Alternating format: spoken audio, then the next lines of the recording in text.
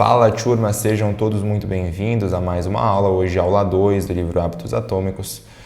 Nós nos aprofundaremos nesse conceito que são as 3 camadas de mudança de comportamento. Na aula passada nós falamos sobre a diferença entre ter metas e sistemas e como isso é um erro que as pessoas cometem em focar na meta, sendo que a meta representa o resultado final, e dentre o estado atual da pessoa e aquilo que ela quer conquistar em termos de meta, existe uma série de processos que precisam ser implementados, executados e aprimorados, e aí deveria ser o foco energético e atencional dessa pessoa.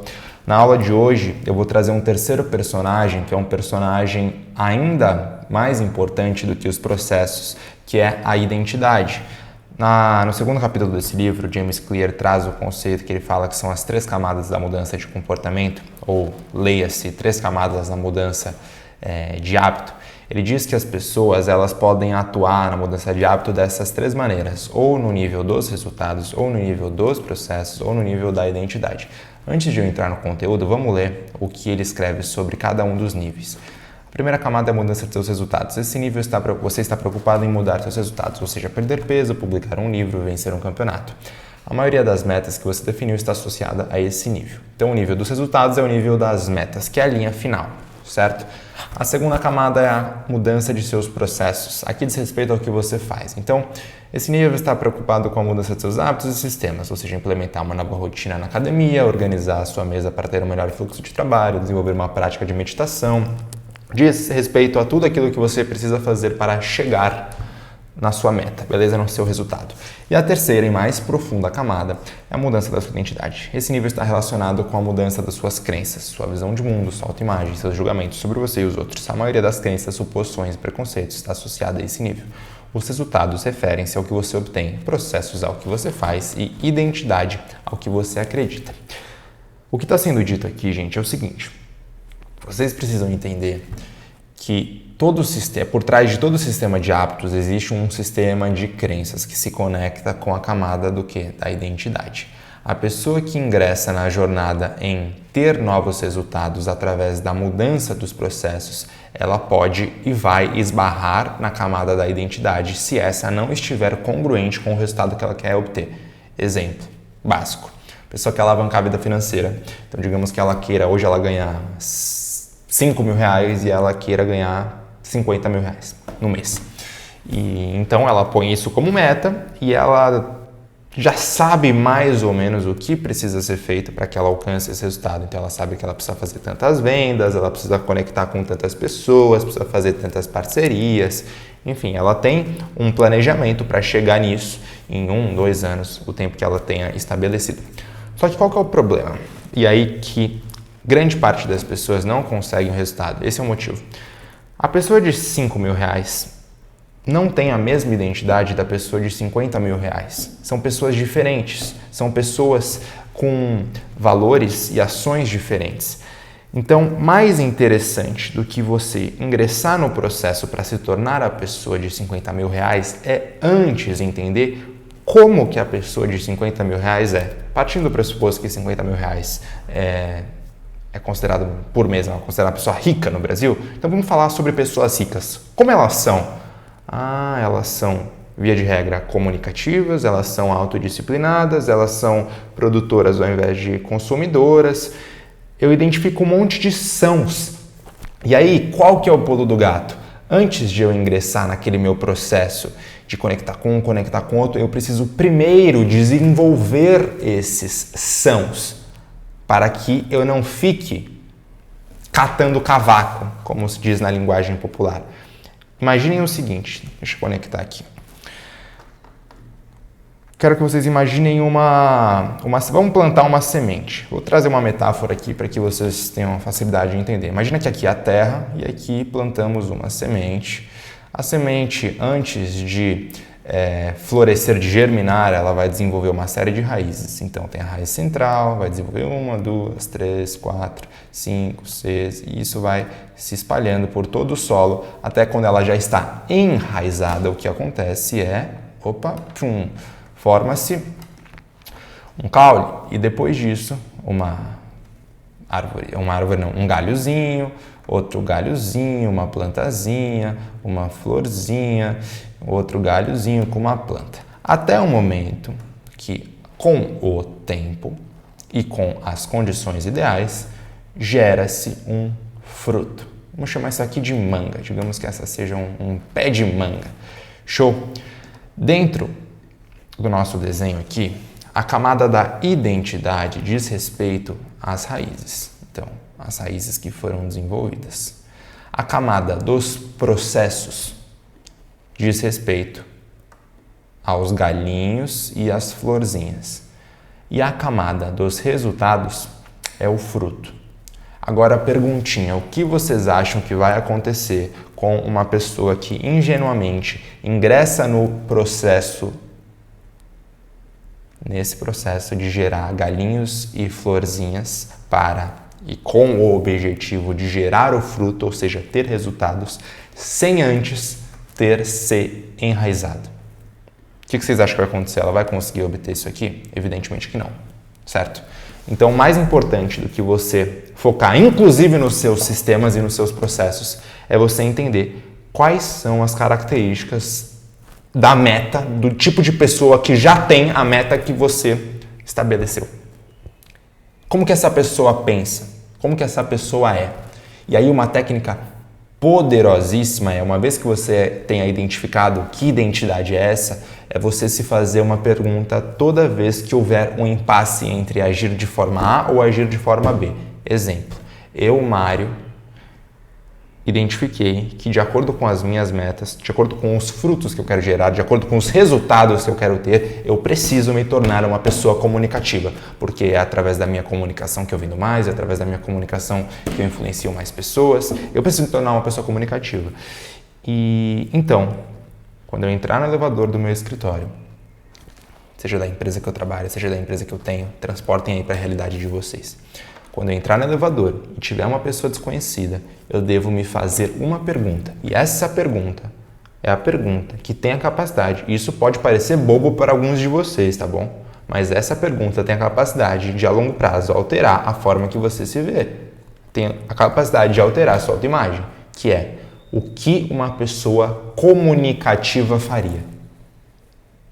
E automaticamente você vai ter a resposta. Uma pessoa comunicativa puxaria assunto com aquele fulano no elevador. E ali você já vai ter um grande parâmetro de como seguir, um grande mapa de como seguir. Quero me tornar autodisciplinado, o despertador tocou e eu estou naquele embate entre o que eu faço. O que uma pessoa autodisciplinada faria? Continuaria na cama ou levantaria? E você vai ter as suas respostas. Na página 27, estou só começando, tá, gente? Na página 37, vamos ler um parágrafo que vai trazer de forma mais conceitual a explicação do porquê isso que eu acabei de falar é tão importante. Quanto mais você repete um comportamento, mais reforça a identidade associada a ele. Leia-se. Se eu quero me tornar uma pessoa comunicativa, quanto mais comportamentos, quanto mais ações que se conectem com uma pessoa comunicativa eu executar, maiores as minhas chances de reforçar a minha identidade da pessoa comunicativa. Eu não sou comunicativo, mas eu tô que nem, água mole e pedra dura, tanto bate até que fura. Então eu tô tão diligente em executar comportamentos de gente comunicativa que uma hora o meu cérebro começa a dizer assim: você é comunicativo. Eu, por exemplo, gente, se eu mostrar um vídeo para vocês de eu falando para a câmera assim, numa aula ao vivo como essa, sem corte, sem poder, correr, fugir. Se eu mostrar um vídeo meu falando para uma câmera há 4 anos atrás, há 4 anos atrás é uma redundância, há 4 anos, vocês vão falar: não é possível. Que hoje uma das coisas que eu mais ouço é: caramba, Mário, você parece que tem muita confiança ao falar e você tem uma oratória muito boa. Gente, eu não sabia falar para a câmera. Eu juro por tudo. Isso foi treino. Eu ligava uma câmera do celular. Meu celular não está aqui, está na outra mesa. Eu ligava a câmera do celular e começava a falar. do que? Em formato de palestra, de aula, que nem eu faço aqui, mas eu não falava de nenhum conteúdo específico, eu falava de como foi meu dia. Então, hoje eu fui para a faculdade, eu peguei onda, fiz isso, e fui criando uma desenvoltura frente à câmera que me permitiu hoje fazer o que eu faço. Então, quanto mais você repete um comportamento, mais você reforça a identidade associada a ele. Tem muita gente que o despertador está tocando e a pessoa está ficando na cama, sendo que ela se comprometeu a levantar. Qual identidade você está reforçando quando você fica na tua cama? São muitas, né? Pode ser a da pessoa preguiçosa, pode ser a da pessoa procrastinadora. Agora, o que eu te adianto é que a da pessoa autodisciplinada definitivamente não é. Mas vamos seguir, antes de eu começar a dar muita porrada. Na verdade, a palavra identidade é originalmente derivada das palavras latinas essentitas, que significa ser, e identidem, que significa repetidamente. Então, a sua identidade é literalmente o seu ser que se repete. Seja qual for a sua identidade, você só acredita nela porque tem uma prova. Se vai à igreja todos os domingos há 20 anos, tem provas de que é religioso. Se estuda biologia por 1 hora toda noite, tem evidências de que é estudioso. Se vai à academia, mesmo quando está frio e chovendo, tem provas de que você é comprometido com a sua boa forma e a sua saúde. Quanto mais evidências tiver de uma crença, mais fortemente acreditará nela. O problema é que nós temos objetivos e dia após dia, semana após semana, as nossas ações estão reforçando uma identidade que vai em desencontro a esse objetivo. E aí os resultados não vêm e a gente fala, ai meu Deus, isso não é para mim, não é para você mesmo, a gente não está fazendo o que precisa ser feito. A gente não está fazendo o que precisa ser feito. Estou falando da gente só para ser fofo com vocês, tá? Vamos ler outra passagem. Da página 34 e da 35 para a gente entender ainda mais. O objetivo não é ler um livro, o objetivo é se tornar leitor. O objetivo não é correr uma maratona, o objetivo é se tornar corredor. O objetivo não é aprender a tocar um instrumento, o objetivo é se tornar músico. Eu lembro que em uma ocasião, quando eu estava para começar a fazer aula de boxe, eu contratei um professor que acho que era bicampeão paulista de boxe. E ele falou, Mário, se você tiver a disponibilidade, eu posso ir aí no teu apartamento, a gente faz aí no hall do teu prédio, se tiver espaço. E assim, você não precisa se deslocar, o cara estava sendo gentil, porque sabia que eu tinha uma rotina corrida e tudo mais. Eu falei, cara, não, para mim seria até melhor, eu não vou precisar me deslocar, tudo bem que não era tão longe, mas ainda assim eu teria que gastar pelo menos meia horinha do meu dia. Eu falei, cara, não, eu quero ir aí. Por quê? Lá onde ele me treinava era uma academia de boxe. Uma academia de boxe. E o que eu sabia já? Isso já tem uns 2, 3 anos. Que o ambiente é fundamental no desenvolvimento da identidade que eu quero.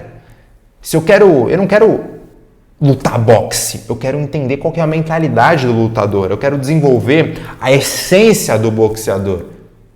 E para isso eu preciso estar no ambiente certo. O gordinho se desenvolver a mentalidade, a essência do cara atlético, do cara que cuida da sua saúde, emagrece sem tortura. Agora o gordinho que estabelece todos os processos, que coloca como meta emagrecer 10 quilos até o fim desse ano, mas que continua pensando, se sentindo como uma pessoa indigna de ter um corpo decente, uma pessoa indigna de ter disposição física, uma pessoa indigna de praticar um bom ato com a tua mulher, não tem processo alimentar, físico e de descanso que vai aguentar. Quando eu digo não tem processo, eu quero dizer, esse cara não vai conseguir ser constante se a identidade dele não estiver alinhada. Então, a partir de agora, o exercício para vocês é, identifique qual identidade nova que vocês precisam ter. Identidade nova, Mário? Como assim? A minha identidade não é uma coisa fixa? Não. E é justamente esse um dos problemas. As pessoas acreditam que elas têm virtudes e elas têm vícios. E a soma, né, o crédito e o débito desses vícios e virtudes a faz ter uma identidade, e isso é quase que imutável. Não, gente. Existe um movimento no seu cérebro que chama neuroplasticidade. Eu acho que eu vou repetir isso todo santo vídeo, toda santa aula. Quando você se expõe a pessoas, lugares, estímulos, desafios novos e é constante na execução, no aprimoramento e nessa exposição de coisas novas, você logo começa a alterar o seu cérebro. Literalmente, algumas áreas do seu cérebro se expandem, criam novas conexões. E você, com novas conexões, adivinha, não é mais você, é um novo você. Eu lembro que quando eu iniciei a minha jornada de autoconhecimento, isso tem uns 2017, já tem 7 anos, 7 anos, eu lembro que para muitos dos meus amigos eu me tornei irreconhecível. Tipo, Mário, você mudou. E toda vez que alguém te fala, cara, você tá diferente, você mudou, é porque pode ter certeza que esse movimento aconteceu. Você se expôs a uma informação, a um conhecimento, a alguma pessoa, a algum curso, a alguma coisa que você antes não tinha. Seu cérebro criou novas conexões, agora você mudou porque você é incapaz, não porque você quis ou não porque você está fazendo um esforço ativo para ser diferente, mas porque o seu cérebro é incapaz de ser da mesma forma. Olha para você de 5 anos atrás. Olha como os seus, inclusive, valores não eram diferentes. Olha como você não tinha questões emocionais que hoje você olha e fala, meu Deus, olha como eu era um imbecil, um idiota. Olha como você se relacionava com pessoas que hoje você fala, caraca, cara, como eu era capaz de fazer aquilo. Olha como seu nível de consciência era muito menor. Entendem? Vamos ler a frase da página, eu já li da página 34, vamos ler da página 35. Depois de ter adotado uma identidade, é fácil deixar que a sua lealdade a ela influencie sua capacidade de mudança. Muitas pessoas passam pela vida em um torpor cognitivo, seguindo cegamente as normas associadas à sua identidade. Ou seja, não tenho boa orientação espacial, não sou uma pessoa diurna, sou péssimo em lembrar o nome das pessoas, estou sempre atrasado, não sou bom com tecnologia, sou horrível em matemática e 1000 variações. Então, o que ele está querendo dizer aqui, cara, nós estamos o tempo todo colocando rótulos em quem somos nós e agindo congruentemente a esses rótulos. Agora a gente precisa de novos rótulos. Que rótulos? Os que estejam alinhados com os resultados, o tipo de pessoa que tem os resultados que nós queremos.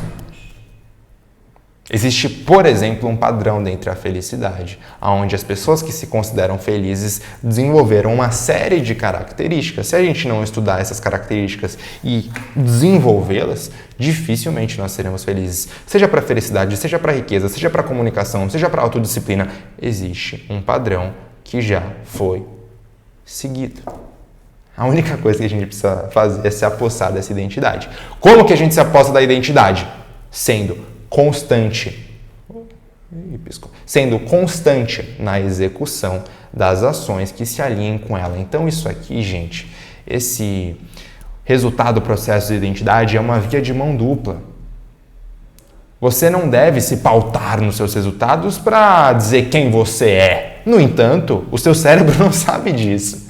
Ele vai, em algum grau, olhar para os seus resultados para entender qual que é a sua identidade. Ele vai olhar para o que você faz para entender qual que é a sua identidade. Então, a forma mais fácil de você mudar a sua identidade é através dos seus hábitos, que são, em última instância, aquilo que você faz dia após dia.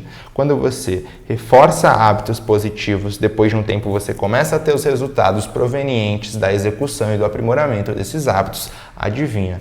O seu cérebro olha para você e fala, somos uma pessoa comunicativa, porque nós abordamos as pessoas no elevador, nós falamos com pessoas desconhecidas sem medo, inclusive a gente tem resultados, porque a gente faz amizades, a gente se conecta de verdade, não fica uma relação estranha. Somos comunicativos, não temos mais vergonha. Então, toda ação, ela é um ponto na conta corrente, ou daquilo que você quer desenvolver, ou daquilo que você não quer desenvolver. Na página, vamos seguir aqui, na página 37 ele diz, cada experiência na vida modifica sua autoimagem, mas é improvável que você se considere jogador de futebol só porque chutou a bola uma vez, ou um artista porque fez um desenho. Ao repetir essas ações, no entanto, a evidência se acumula e a sua autoimagem começa a mudar. O efeito de uma experiência única tende a desaparecer, enquanto o efeito de hábitos é reforçado com o tempo, o que significa que os seus hábitos contribuem com a maior parte das evidências que moldam a sua identidade. Tem muita gente que diz que faz e não vê resultado, mas quando eu pego o faz dessa pessoa, eu vejo que tem uma cacetada de groselha que ela nem se dá conta. Então ela fala que trabalha pra caceta, mas quando eu olho nas 8 horas de trabalho dela, 3 são de procrastinação, 3 são se envolvendo com atividades que não são necessárias nem essenciais, 3 são em rede social, perdendo tempo com algo que não leva ela a lugar nenhum. Então a relação das pessoas fazerem pontualmente uma coisa positiva e acharem que, meu Deus, eu estou fazendo e não estou tendo resultado, ela é muito comum. Agora, aqui fica claro que não é porque a gente chuta a bola de futebol uma vez que nós nos tornamos um jogador de futebol. A gente precisa repetir dia após dia, 100% as ações que nos vão tornar o jogador de futebol. O poder da mudança da sua autoimagem é a forma mais rápida de você conquistar resultados. Acreditem em mim. Existe uma pesquisa no livro Armas da Persuasão, se não me engano, no gatilho mental de compromisso e coerência. O gatilho mental, compromisso e coerência diz que nós tendemos a agir congruentemente àquilo que nós nos comprometemos anteriormente. E essa pesquisa foi realizada, se não me engano, na Califórnia. Funcionava assim, um pesquisador ia na casa de algumas pessoas e ele não se passava por pesquisador, ele falava que era um agente do governo e pedia para que elas assinassem um abaixo-assinado dizendo que eu sou um indivíduo que ama o meu estado, o estado da Califórnia, e prezo pela sua beleza. Era algo assim, e aí as pessoas assinavam. Em um grupo, o pesquisador foi e pediu para que as pessoas assinassem, e o outro grupo, simplesmente nada aconteceu, nenhum pesquisador foi. Eram 2 grupos de controle. E aí, em uma segunda visita, esse outro pesquisador retornou àquelas casas cujas pessoas tinham assinado, outro pesquisador, não é o mesmo na verdade, cujas pessoas tinham assinado o abaixo-assinado, dizendo que elas eram pessoas que prezavam pela beleza do Estado.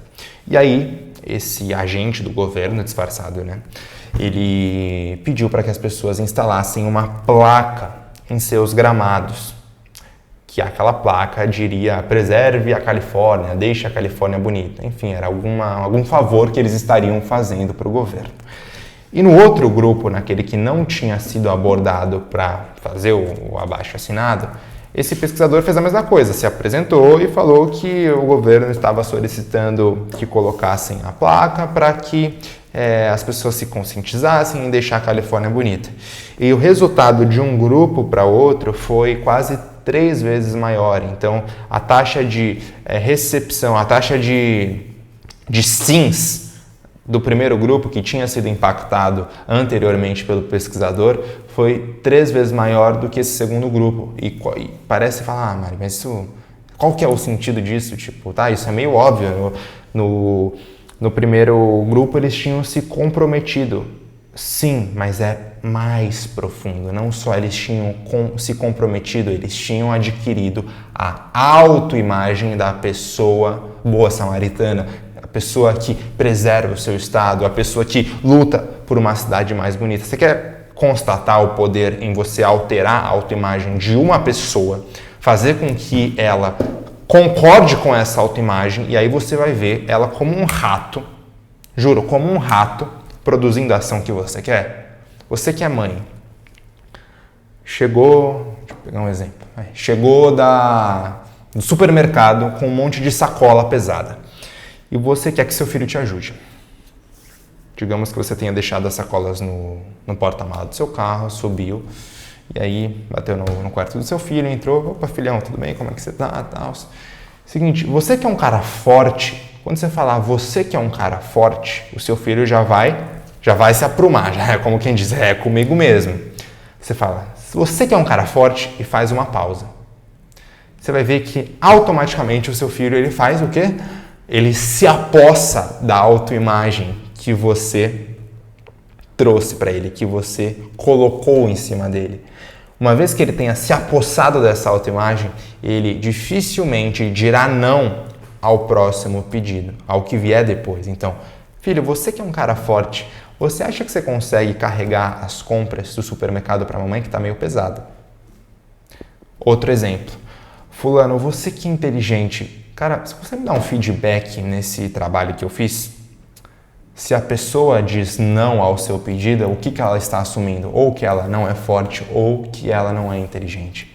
O exercício de, quando nós temos um embate entre acordar ou não acordar, entre abordar alguém no elevador ou não, o exercício de se perguntar o que uma pessoa comunicativa faria, ou o que o Mário comunicativo faria, o que o Mário autodisciplinado faria, é um exercício de condicionamento de autoimagem. Beleza? Com isso, turma, nós finalizamos a segunda aula do livro Hábitos Atômicos. Lembrando que nessas duas aulas nós ainda não entramos nas técnicas para que você desenvolva bons hábitos e enfraqueça os maus. Isso vai ser dito nas próximas aulas. Mário, aonde eu posso receber essas próximas aulas? A terceira e a quarta ainda vão estar aqui no canal, mas se você quiser ter acesso a todas, isso está na plataforma BookPass. O que é a plataforma BookPass? É um Netflix de livros. Então você assina e recebe aulas como essas de livros novos toda santa semana. Por exemplo, vamos pegar o livro aqui, Armas da Persuasão. A gente está falando de 25 aulas como essa, em que vocês vão aprender tudo o que precisam para se tornar uma pessoa persuasiva, e não só isso. Todas as técnicas que são passadas aqui, eu ensino de que forma você implementa na vida profissional, seja como um prestador de serviço, seja como um profissional autônomo, ou seja como empreendedor. Eu ensino de que forma você aplica com o seu cônjuge, de que forma você aplica na sua vida social, de que forma você aplica para influenciar o teu filho. Beleza? Agora, na próxima nós entraremos no assunto técnicas em si, de como mudar hábitos, enfraquecendo os maus, fortalecendo os bons, porque nós já vimos que esse é o principal e o caminho mais rápido para que a nossa identidade seja alterada. Uma vez que a gente altera a identidade, acabou, a gente conquista o que a gente quiser. Fechou? Um beijo, um abraço e até a próxima aula.